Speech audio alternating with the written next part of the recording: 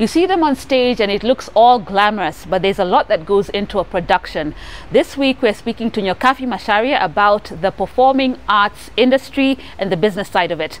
This is She Means Business and I am your host, Claire Munde.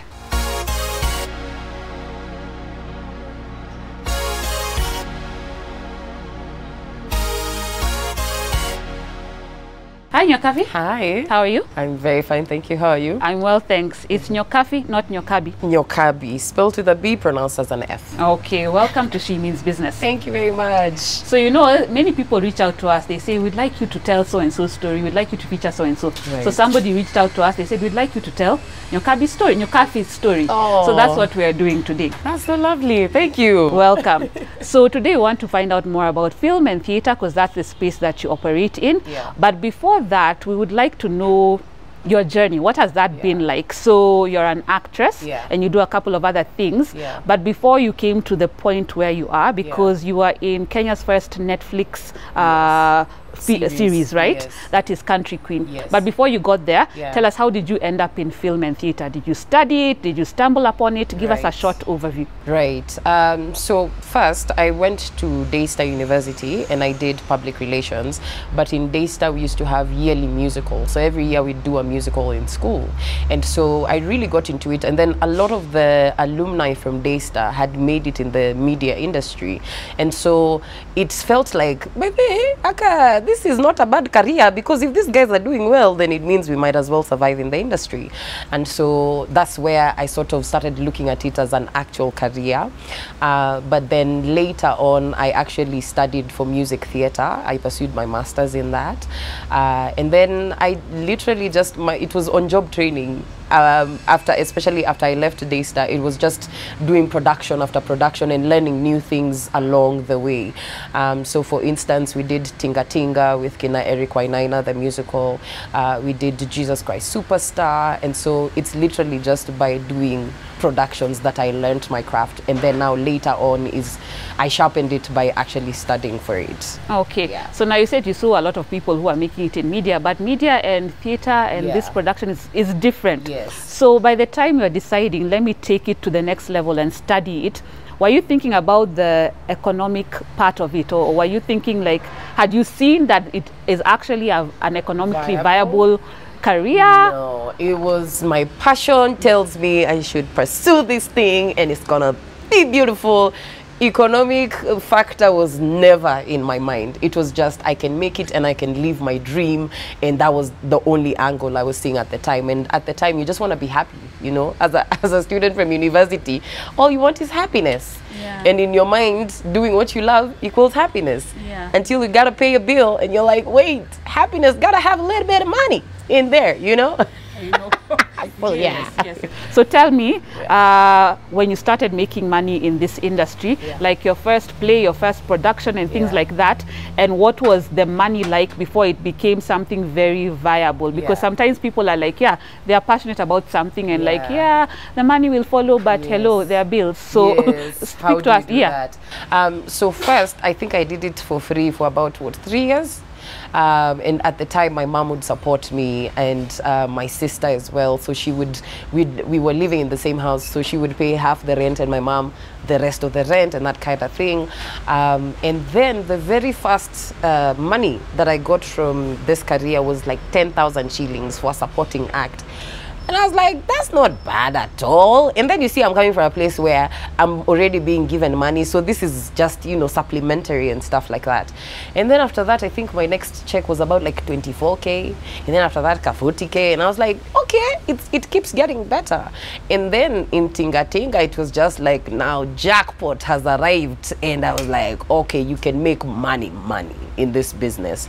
So that's how it sort of went. And then I think when I came back after studying, I literally landed on a couple of jobs just following each other. And so it was just like, I made bag that year. That was like, and you see, at the time I just wanted to be in more sets, and at the time I'm not thinking, okay, I'm spending all of my time here and what. I'm just thinking, first of all, I need to get back into the craft, because I was studying theater, and whereas it was amazing, in the country at the time, there were not so many theater productions. So my only way would be to get into film.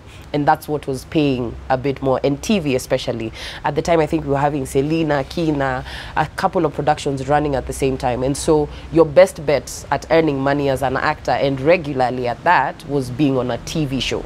Yeah, so that's how I sort of got into the circuit of film and TV. Okay, so let's go a little bit back to that Tinga Tinga, the jackpot. What did the jackpot look like for you? The jackpot looked like the biggest amount of money I've ever earned is 40K. And then this one is telling me, I'm giving you 500,000 shillings. I was like, what do you mean? So this is for what? Half a name is for what exactly? Half a name is for a month of rehearsal. And then after that, we staged the shows, actually 6 weeks of rehearsal. And then we staged the show for 2 weeks. And then we go to New York for 2 weeks. So not only am I getting money, I'm traveling. I'm like, listen, and they're giving us per diem every day. I was so happy to be on TV. Like, I was just like, listen, you're paying for me to work hard. Like, I have never worked so hard for a production. I was like, you have earned all of my hard work. You know, so, and that's how I sort of got my first car, and I put it into an Uber, so that now, because I was also aware this doesn't come every day, you know, and so this, at least now when I got my Uber, is when I would get like weekly money and stuff like that. And so, and then now eventually when COVID happened, it was just like, okay, this no longer makes sense. Okay, and then now, okay, the per diem was how much? So you have 1,500 bob. And this is in 2018, yes, this is 2018. Because even today, rarely will you get a production that is giving you 1,500 shillings as per diem. But this production is telling me Monday, Tuesday, Wednesday, Thursday, Friday, every day I show up for rehearsal, they're going to give me 1,500 shillings. Aside from that, they're paying me for the shows. Aside from that, they're taking me to New York. And when I'm in New York, you're also giving me a per diem of $50 a day. And then you're gonna still listen. All I was seeing is money, money, money, money, money, money, you know? And then you see I'm coming from a place where the most I've earned is 40K. And that 40K has my travel allowance. Like, I have never seen a per diem in my entire life. So this was just, it was a jackpot at the time. Okay. Then you said when you came back, you got a number of gigs. Now it kept on getting better and better. Yes. Tell us what that looked like a bit, and then I want us to break down how you start budgeting that money, because as you said, productions don't come every day. Right. So tell us, when you came back now, it kept on getting better. What did that look like? After we came back from New York, is now, I think a year later is when I traveled to study. So now after I came back from studying is when now I landed a couple of gigs, one after the other. And the first one was like a commercial. Although at the time ametuiba pesa, hata huwezi sema sign contract on set. So kuna tu hizo like really bureaucracies and stuff. And then I'm on set for these couple of TV shows and stuff. At this point, I'm not thinking, I was quite the saver. Like, my mind was not thinking investment at all. My mind was just thinking, I'm comfortable, but also don't waste money, but also my car is always full tank, so that my rent is always paid in advance and stuff like that. And I don't think I ever thought about, should I invest this money? It was just, mi bora nikuwe na pesa kwa bank, so that I won't run dry. So in terms of like planning my money, it was always just, so long as my rent is covered, my transport is covered, I have food in the house, those are the things that I'm thinking about. In terms of like, I'm gonna save up for some, no, I didn't really, my mind was not there at the time. Yeah. And let's talk about these contracts. You're saying you signed a contract on set, you are stolen from and stuff like that. What is the process when you're signing a contract, and how important is it to maybe have somebody to take you through what the clauses say? So what has your experience been? So ideally, you're supposed to receive a contract before you get on set, right? But then what happened, I think, for this particular one, they wanted us to receive because I kept on asking for the contract. But you see, at the time, you're also battling with, if you're pushing too hard, they're gonna be like, we're gonna cut this. And so I didn't have a choice, and I was like, okay, you know what, I'm just gonna go for it at the venue. But now you're already there, you've already done your fittings, you're shooting, so there's nothing much you can do, and it's almost as if it's, you know, coercion or something like that, but you can't really say it, because at the time, again, I just wanted to get back into the practice of, you know, being on a TV set or on a film set and that kind of thing. But ideally, the process should be you receiving the contract maybe at least 2 weeks before, 1 week before, going through it if you have, and then now having conversations with the producer. So if you have any amendments, if you have a clause that you're not comfortable with, that's the period you're supposed to discuss this, and then now sign it and send it back, and then the producer to send it back. That is the ideal situation. But sometimes what happens, even especially for independent companies, I will say personally, having, you know, I'm a co-founder of a film and theater company called Shots from Africa, and the struggle sometimes that we have is, especially if you're doing productions without any funding, you're trying to do the math of, okay, how many people am I going to have in this production? And if the worst comes to worst, how much am I able to afford to pay you? And so even I have fallen, you know, I've been on the other side where I'm like, I can't give you a contract now because I'm still trying to find a venue.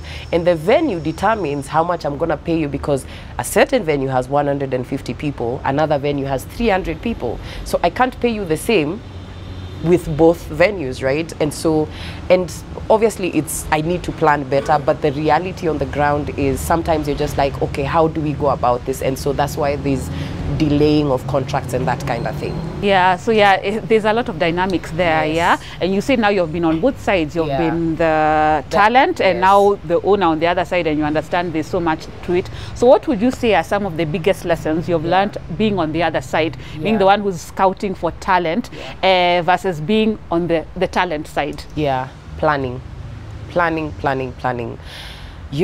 I don't even know how much I can insist, because I think even having put up Index 1, the production that we did in July, I think we could have been saved a lot of trouble and what by planning. And also just being comfortable with the fact that this is your budget and that's the only, like, be honest from the very beginning, because sometimes you hope that you can count on the relationships that you have with people, but the reality on the ground is they're thinking, listen, I have to eat at the end of the day. It's fine that you gave me this amount of money for this other gig and you're counting on me to come through for you for this, but I need to do my own stuff. And I think at some point I was getting emotional, like, anyway, I've done this and now you're going to betray me and whatever. And then I came to realize that's business, you know. And even when I'm an actor, I expect some certain things as well from a producer. So understanding that, number one, you just have to be very honest with your offer from the very beginning. Like, this is my offer, take it or leave it. Because I think at some point you want the best, and you're like, I'll look for this money. And in that I'll look for it, you find yourself having gone way above what you could actually afford to put up at the end of the day. And so when you're doing your math, when the production is over, you're like, was it really worth it? Maybe I could have taken some time to just get to a point where I can afford this person. So yeah, but planning I think would save people a lot of stress. Okay. Yeah. And which side do you like, being more on the talent side or doing the talent side? Because I'm just like, this set, where's the tea? Why is the tea late? Why is it? But now when I'm on the other side, I'm like, okay guys, please just understand. And you know, most of the time with the production, there's always something that is, however much planning you have done, there's a supplier that has decided that day their car has broken down. Another one has decided, oh, I was taking my child to school and I can't, and it's just like all of that comes down to you, and an actor is looking at you like, this production house, yeah, you guys need to do better. And you're looking at them like, thank you for the feedback. In your head, you're thinking, you don't know how much I've gone through to even get here. But I'm now coming to understand that is the nature of the business. And I need to now just toughen up and realize that when I'm on set as a producer, I'm a producer. But also when I'm an actor, I'm an actor. And so you'll find that now I have a bit more empathy for producers, because I'm like, I know what is going on there, and they can't really say, because then it feels like you're giving excuses. but also I have a bit more clarity when I'm going into productions as a producer and knowing that, okay, maybe this is how we need to like spread out our resources and that kind of thing. Okay, so tell me, what does a budget for a production look like? Give us an overview of what it looks looks like, because it seems like a lot, because you're saying people can disappoint you. It's just like a wedding. Why are you showing up late? You know, things happen. So I'm thinking now for a production, it just goes times 2, times 3. So what does that look like when it comes to budgeting for a whole production? And then, as you said, like funding can be a thing. How do you go about funding? Because you do the math at the end of it and you're like, did it make sense? So how do you go about that? Wow. Okay, so I would say to put up even a decent musical with, like, you have, for instance, our production index 1 had 42 cast and crew members. That's a huge team. I just want to put into perspective what that means. That means transport, that means food, that means salaries, that means, for instance, the elements of a production, you have set, you have costumes, you have makeup and hair, you have sound, you have lighting, you have all of these things, you have the cast, right? And so even just thinking about the salaries, you're like, wow, okay. So to put up a decent production, I would say literally like 2M and above. And that is the cost of it. You have not earned profit yet. And so that's why you'll see, even in terms of the model of businesses, a lot of theater productions especially, you want to go for a smaller cast, because then that costs you less, right? But at the end of the day, you have all of these dreams and visions of, I want a big, you know, I want like dancers, and then I want actors and what. And yeah, that takes a lot of money. Now, when it comes to funding, I think we're in that good thing about right now. I think we have a lot of organizations that are really pouring out their money and their resources into the arts. And I'm not afraid to shout out people like Hiva Fund, and there's a program called Sanara. And these guys are, for the next 3 years, their aim is literally to sponsor creatives and to give creatives they're doing like a business course, so where you take the business course for like a week, because most of the time we have all of these dreams but we never think about the business side of it. And so their mission is essentially, yes, to give you money as something that can give you a foot up or whatever, but then also give you the skills to sustain that. After this money is over that they've given you, are you able to sustain it as a business? Or after this production, you have nowhere else to go? And I think a lot of us, I am in that period where I'm trying to learn, okay, what business model is working for us? So, and it's been a mix of trying to pick this and thinking, okay, you don't need extravagant lighting, so maybe let's reduce our cost on the lighting, and maybe we can splurge on our cast because we know these guys are the face of the production and that kind of thing. Or you're like, okay, maybe let's go minimalistic on the costumes so that we don't spend so much on the costumes. And then, so it's really a balance of what do you think really will bring in, and will bring in whatever it is that you want to achieve. And I think lastly, something that I'm coming to understand, just because it looks good does not mean that's a good business decision. Those are two very different things. Like, you can have a production that looks spectacular, but that is like the worst business decision you have made. And then you realize, for you as a visionary, you are like, hii ndio kitu sasa audience wata understand. Then you realize, yeah, the audience, they didn't really care much about it, but you spent so much energy and money on that. So really just understanding that some things are great as a visionary, but it doesn't translate to you as a business person. Yeah, true. Have you had any one of those moments where you feel like, this was like so awesome, why don't you guys like this? Let me tell you. Okay, so one of the things that we did with at least one of our productions is, you know, making sure that we are facilitating transport every day, and it was amazing. It was great that we are changing the industry, but that was one of the worst business decisions we had made, because at the time we just couldn't afford it. But we really just we were trying to, you know, and you see also my background is an actor. I'm trying to correct the mistakes that I felt like, who producer by the, watu wanafaa kutufanya hivi na hivi. So my aim is there, but then I realized as a producer, yeah, that was not a smart business decision, at least at the time. So I'm not saying, in fact, this is something that should be done, but once you're in that seat and you're looking at your books, you realize at this time you were not able to afford this. You can have it later on.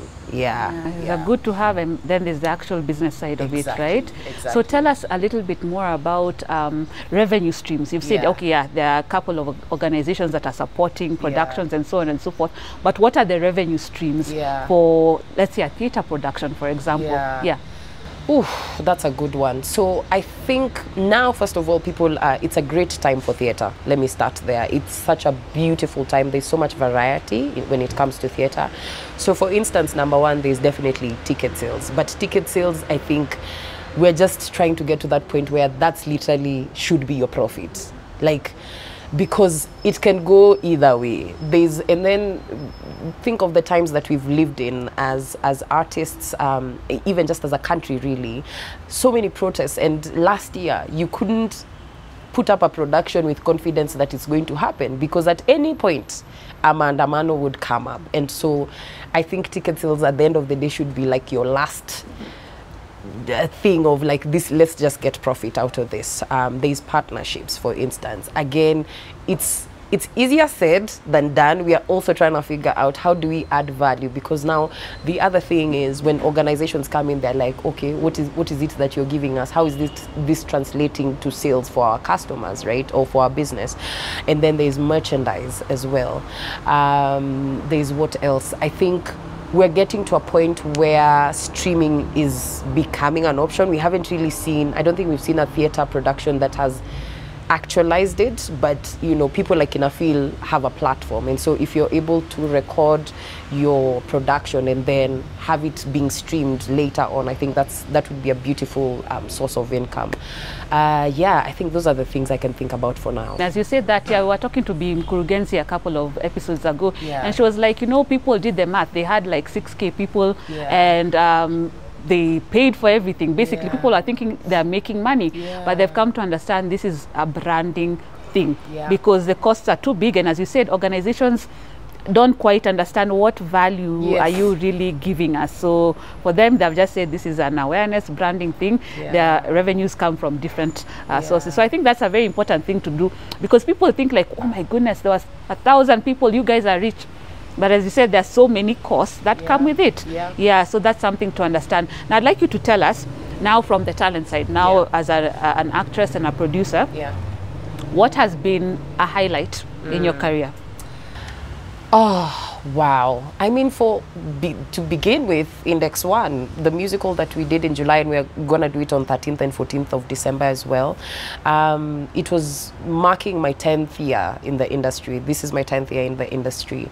And I'm so proud that we were able to actually put it up. And I am a very physical actor. Like, I like just throwing my body into experiences like singing, acting, dancing, and Index 1 was exactly that. I've always talked about how we need to have, you know, like serious training sessions by the time you're getting on stage, because theater is hard work. And I've always wanted a production where I get to sing and I get to act and I get to dance. And the fact that we were able to actually create something that I've been speaking about was such a joyful thing. Like, I am so proud of that. And even seeing the team that we put on board, they were literally Index 1. When I tell you we were coming to rehearsals at 7, running around the field, because you have to sing while dancing, and so you have to be fit enough to actually be able to sustain yourself. And to see how the team also threw themselves into that experience was absolutely humbling and such a blessing. Yeah, I think that has been it's been a beautiful experience to just see it come alive, because this is something I started talking about, what, like 3 years ago? Yeah, and to see it on stage and then see how people are relating. Actually, one of the surprises of the show was in a theater play, you don't expect interaction with the audience, right? But then in our show, we were interacting with the audience and we were asking them about their childhood dreams, because so many of us had, for instance, what did you want to be when you were a child? An actress, actually. An actress? Yeah. Then what happened? Then it was not economically viable. I so see. You were just like, okay, that's great. Yeah, that's great. Now you just interview them. No, I just interview them. But I might actualize it one time. I love it. Please, karibu sana. So for us, the show was just calling us as adults to go back to that inner child, to find out what is it that they liked. Are you doing what you like, or you're doing it because, you know, for the sake? And is there a way that you can bring the two together? And I think for me, that it literally felt like a ministry. It felt like a spiritual experience. And even people saying that afterwards, that was a spiritual experience, that made me think, oh, I'm gonna take back my painting thing and I'm gonna go back to drawing. Somebody saying, you know what, I had ambitions of becoming an engineer, but someone said I'm not smart enough for that, and now I'm like, I wanna go back to school. And you create these things hoping that the audience will relate, but once someone is sending you a message of like, this has been a life-changing experience, that's a whole other level, and it really comes my heart. Like, beyond all of the production hassles, that is literally the thing that I'm like, we're doing something right. Congratulations on that. You. Yeah, good job. Much. Can you belt something for us from Index One? Hey! Let me put you on the spot. Niruhusu nikushike mkono nikaribie, baisikeli yangu mashuhuri nikupandishe, nikupeleke nitetetete, nikupendeze, bambe, jua kiwe, unachonifanyia hakiwe, wanga umenimaliza, nitakuandikia barua, nikupendeze, jua kiwe, akiwewe. Also, I have a cold. Najua tunasemanga hivyo kama nini, but I actually have a cold. Yeah. Good job, Nyokabi. Good. People should watch it. Yes. Now, please. Tell us, what has been a low moment for you in this whole experience? Index One, as much as it was a blessing, it was also like, I don't know why I even decided to do this thing. You know, once the production has closed down and the lights have gone down and everyone is, oh my God, such a good job, ha ha ha. And then now you guys are left with, so, ati wewe tulikuwa tumekuambia tunakulipa ngapi? Okay. Sasa, can we revisit that or something? And you can't really have those conversations because at the end of the day, people did the job, they went home. But again, that's why I'm saying ticket sales should not be your tegemeo of this is what you're using to pay people, right? But then if you don't take that leap of faith on this other side, you can't really know if you can. You have to get it going. And so I think for me was the after of just dealing with that financial loss that I have experienced at that time, but also knowing that we have to keep it going because literally the light is at the end of the tunnel. You can't give up now. This is just the beginning. And then thinking about the fact that we have been working on this thing for what? Like, conversation started 3 years ago. This cannot be the end. This can only be the beginning to more because so many other people need to see the show and there's so much beauty around it. And that's why I was saying, seeing messages from people saying this show has done this for me was literally the like, okay, there's something that we're doing and we have to continue. So it even makes you forget, well, you don't really forget that you've lost money, but it makes you realize you haven't really lost it. You just need to keep the momentum going and keep going. And then I think with something like Index One comes a lot of time and commitment. That means you're not really seeing your people as much. You're not really paying attention to the people around you as much because your whole mental and emotional energy is focused on this thing that has to work.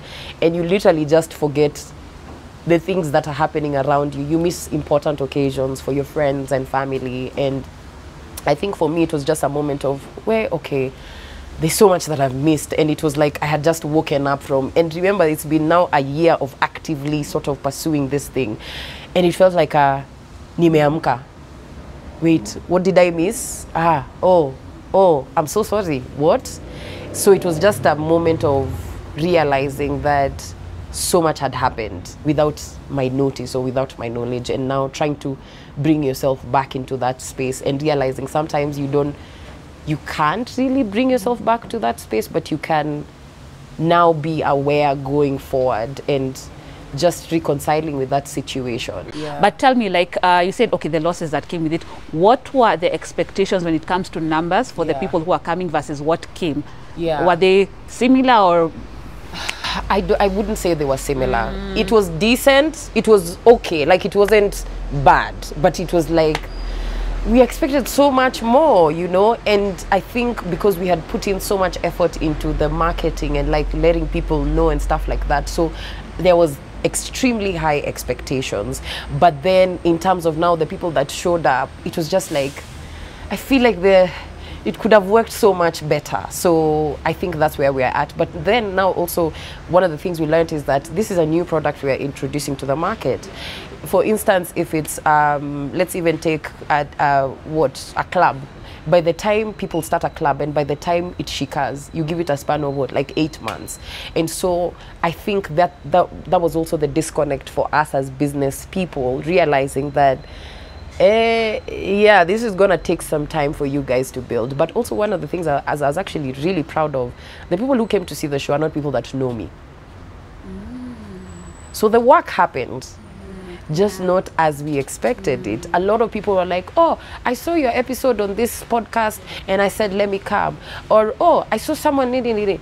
And that was such a proud moment for me, because most of the time when we put up shows, it's my fans that are coming to support me. But the product actually went to extremely new audiences, and that is always such a good thing for, you know, for a business person, really. Yeah. So speak about that when it comes to marketing. How do you go about marketing strategically? Because as you said, many times it's your fans who know you, come and support, but now you're surprised that, oh, people heard of you from this podcast, they saw you here. How do you go about marketing to make sure you're getting to the right TA and they come?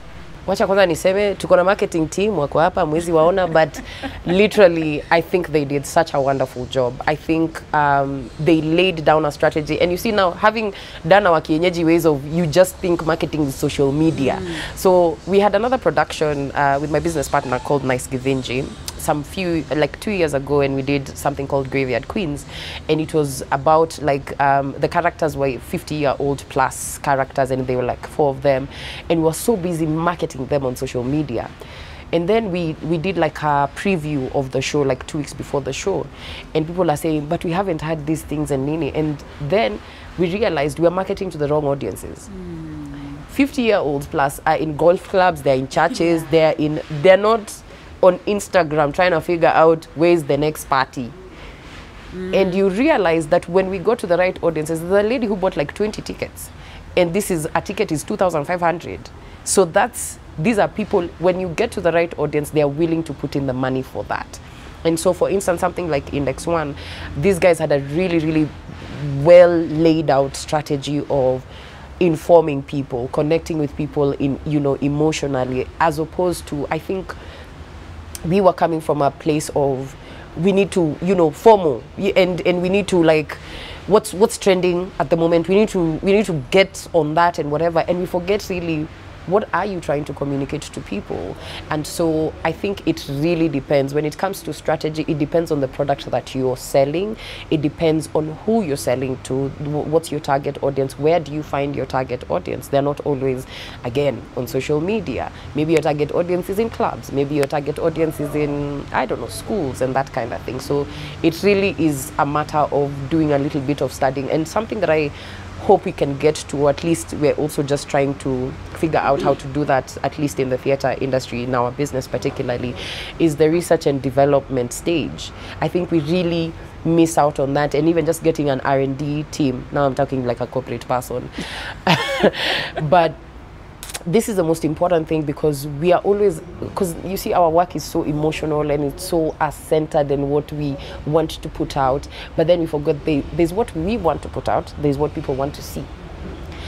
and it's so subjective, and you actually have to do the groundwork of figuring out what do you want to see, what are you interested in, what would you pay 2,500 shillings for.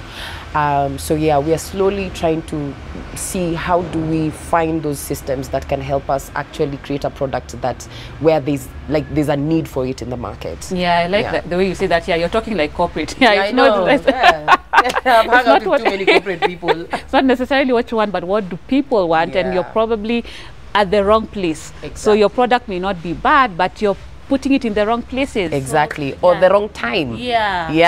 So there's a lot of factors in there. Okay, speak to us a little bit about Country Queen, what role you played there, what was that experience like, and how it now changed dynamics for you, if it did at all. Okay, so Country Queen, I played the role of Ivy, which is the best friend of the lead character, Akisa. And she was a spoilt brat. Her dad is a governor, and it was a very fun role of just, you know, being a spoilt brat and that kind of thing. And I think for me, Country Queen was a very elevated experience on set. You know, like you're getting the full star treatment. Like I remember one time, one of the assistant directors came, and we were just sat there and we were like, oh, you know, we are tired, it's been a nini, but it's just you're chilling. And then he asked, okay, what would you guys like? And we jokingly says, well, a Red Bull would help right now. And then, ha ha ha ha. A few minutes later, a Red Bull has been brought up. Like, this is what a set should be like. And you're standing and it's cold, and if the producer, the exec sees you, just like shiver. They're like, please, please, please, bring a blanket, bring a blanket. When you're shooting in the sun and they see you, because also being in the sun shows in the camera, like your eyes get tired and that kind of thing. And so the producer, if exec sees you, like, just, my God, what is going on? Please, please, please, bring an umbrella for the actor. I'm like, it's not too bad. I could get used to it. So it was a very beautiful experience in terms of what sets, at least I imagine, abroad looks like. I mean, we didn't get our own trailers, but I'm sure we'll get there at some point. Yeah. I know, even your coffee there. That's what I'm trying to have, okay? Yeah, it will come. Yeah. So now, as we start to wrap up, tell me who one or two actors or people in theatre that you look up to. There's a lady called Madeleine Worrell, and she acted in Jane Eyre, which is a production that was done in the UK at the National Theatre, directed by Sally Cook. And I have never, again, I said I'm a very physical actor. I like to literally paint a picture for you without you seeing the object. So even as a director, I'm very much like, how can we use your body to create a window? How can we use a body to create a car instead of bringing a car on stage? And I remember when I watched her, I had never seen someone throw themselves into a role as much as she did. And I was like, I want to be that actor. That was such a beautiful, beautiful performance. On screen, I would say someone, I think Nice Githinji, actually, my business partner, is so seasoned when it comes to screen performances. I think, again, because I'm such a physical actor, I'm very big with my actions, and I really cannot wait to just master the art of subtlety, because film just requires you to twitch like this, and we've already gotten the meaning. And I think Nice does that so well. I think she's really just nailed it to the T, and every time I see her eyes and how she's able to communicate messages without doing so much, I'm like, ugh, I want that. Yeah. Nice. Yeah. So as we conclude, I'd like you to look into the camera and speak to that woman or even man who's interested in getting into theatre or becoming an actor or an actress. What is that one piece of advice that you would give them in making it, doing what you love, but also still making money? Yeah. Hi there, film and theatre enthusiast and lover and actor. First, it's a very rewarding career, I think. It's beautiful when you're on stage and, you know, you hear that applause and the laughter and the silence sometimes. It's a beautiful thing. But also the reality of it is that it takes time, number one, to get to a place where you're actually earning from it. And number two, it's important that you know that it's okay to also use your talents to do other things so that you can be able to sustain this thing that you love so much. So whether it means you have to get into hosting or content creation or all of these other things so that you can be able to sustain this thing that you love so much, it is not a negative thing. In fact, it's a positive thing. So that when you're doing this thing you love, you're not doing it with frustration. So I hope that helps you in your journey. Awesome. So you've heard it from Nyokabi Macharia. It is okay to do more than one thing. It's a rewarding career and you can make it. This has been She Means Business. I have been your host, Claire Munde. Until next time, have a good one.